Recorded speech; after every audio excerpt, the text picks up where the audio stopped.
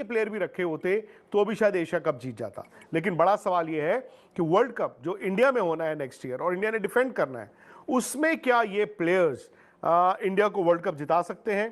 क्योंकि इंडिया पिछला जो वर्ल्ड कप जीता था उसके बाद से सोच जरूर बदली और खेल में और निखार आया।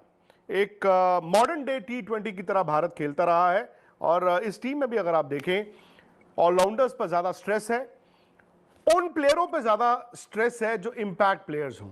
मतलब आप सिर्फ रनों और बॉलिंग एवरेजेस की बात नहीं करते, आप इंपैक्ट की बात करते हो। कोई प्लेयर आए, कोई 24-25 रन बनाए, वो भी इंपैक्ट गिना जाता है। लेकिन सबसे पहले आपकी स्क्रीन पर टीम और उसके बाद इस टीम से जुड़े 2 या 3 अहम सवालों पर हम बात करेंगे। यह है भारत की टीम। अगर आपने अभी तक नहीं सुनी है तो यह है सूर्य कुमार यादव कप्तान है, शुभमन गिल वाइस कैप्टन।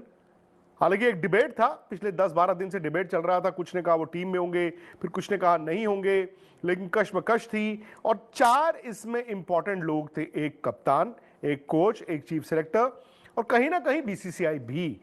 और ये सबका मत था कि शुभमन को आराम दिया गया था क्योंकि टेस्ट मैचेस ज्यादा चल रहे थे और चूंकि उन्होंने आईपीएल में जबरदस्त परफॉर्मेंस दी है और चूंकि वो इंडिया के टेस्ट में ऑलरेडी कप्तान है, आप उनको इग्नोर नहीं कर सकते। तो शुभमन गिल आपके वाइस कैप्टन हैं लीडरशिप रोल में, मतलब टेस्ट मैचों के कप्तान हैं, आने वाले वक्त में वनडे के भी कप्तान होंगे और हो ना हो आगे चलकर वो आपके T20 में भी कप्तान के तौर पर दिखें। जो विराट कोहली के साथ था उसके बाद फिर रोहित शर्मा के साथ था। अभिषेक शर्मा ओपन करेंगे। अब ये थोड़ा दिलचस्प होगा बिकॉज इंडिया ने पिछला 1 साल अभिषेक और संजू सैमसन के साथ ओपन किया था, लेकिन अब ये जोड़ी क्या टूटेगी? क्या अभिषेक के साथ शुभमन गिल ओपन करेंगे या अभी भी संजू सैमसन का स्कोप है? ये सवाल रहेगा। बाकी खिलाड़ी भी आप देख ले, इस टीम में तिलक वर्मा है जिनको नंबर 3 दिया था कप्तान सूर्य कुमार यादव ने, लेकिन अब लगता है ऐसा है कि नंबर 3 ना एक बड़ा पेचीदा मामला हो गया है। फिर हार्दिक पांड्या है, रिंकू सिंह को मौका मिला है और रिंकू का बड़ा मार्जिनल ये कॉल थी बट टीम में उनको जगह मिली। जितेश शर्मा विकेट कीपर है। अब मैं ये नहीं कहूंगा कि वो सेकंड विकेट कीपर है क्योंकि हो सकता है आपको Jitesh Sharma as first wicket keeper ही दिख जाए। उसके बाद अक्षर पटेल है, शिवम दुबे है, कुलदीप यादव है, वरुण चक्रवर्ती, हर्षित राणा, बुमराह, अर्शदीप सिंह। तो सबसे पहले सवाल लोगों ने यह किया कि मोहम्मद सिराज और प्रसिद्ध कृष्णा क्यों नहीं है। सिंपल रीजन यह है कि प्रसिद्ध कृष्णा जिन्होंने आईपीएल में बड़ी जबरदस्त बॉल डाली थी और मोहम्मद सिराज जो पिछले साल वर्ल्ड T20 टीम का भी हिस्सा थे और अभी इंग्लैंड में वो जबरदस्त बॉलिंग करके आए हैं, उनको एक तरह से आराम दिया गया।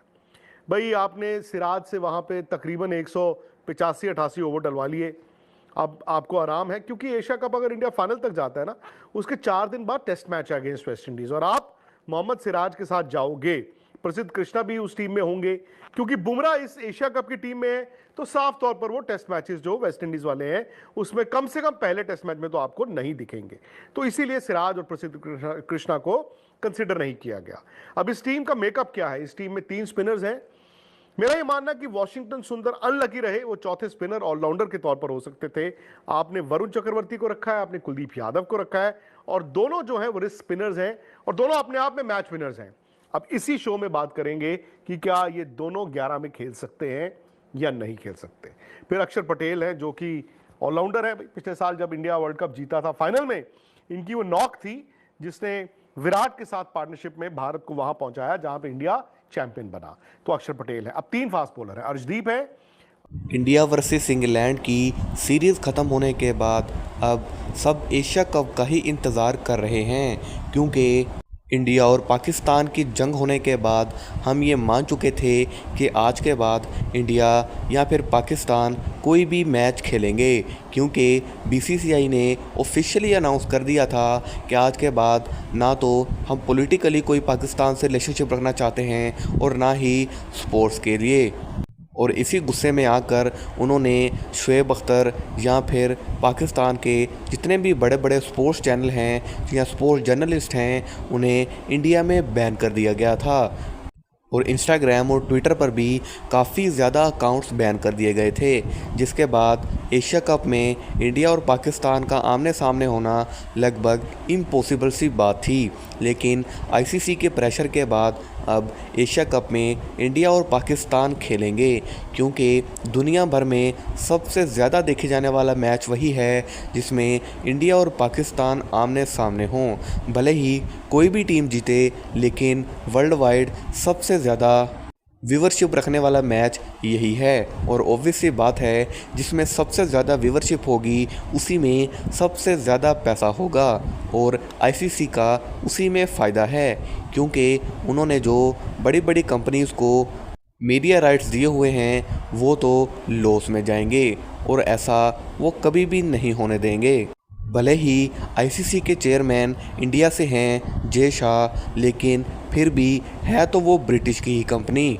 और अब एशिया कप जो कि 9 सितंबर से शुरू होने जा रहा है, जिसमें 13 और 16 या 17 को इंडिया और पाकिस्तान आमने सामने होंगे, जिसमें इंडिया की तरफ से सूर्या कुमार यादव कप्तानी करेंगे, और हो सकता है कि संजू सैमसन जो कि as a wicket keeper batsman हैं वो ओपनिंग करें, और उनके साथ हों शुभमन गिल।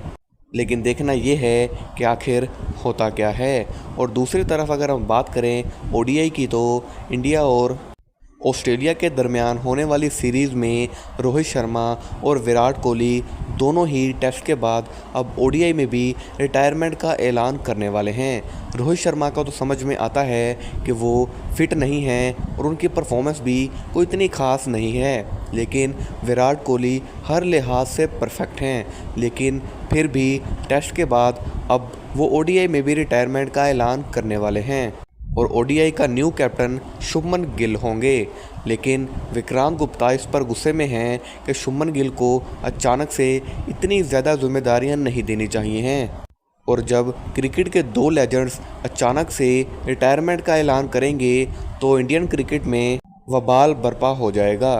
लेकिन देखना ये है कि क्या रोहित शर्मा और विराट कोहली रिटायरमेंट का ऐलान करते हैं या फिर नहीं। जानने के लिए जुड़े रहिए हमारे चैनल के साथ। तब तक के लिए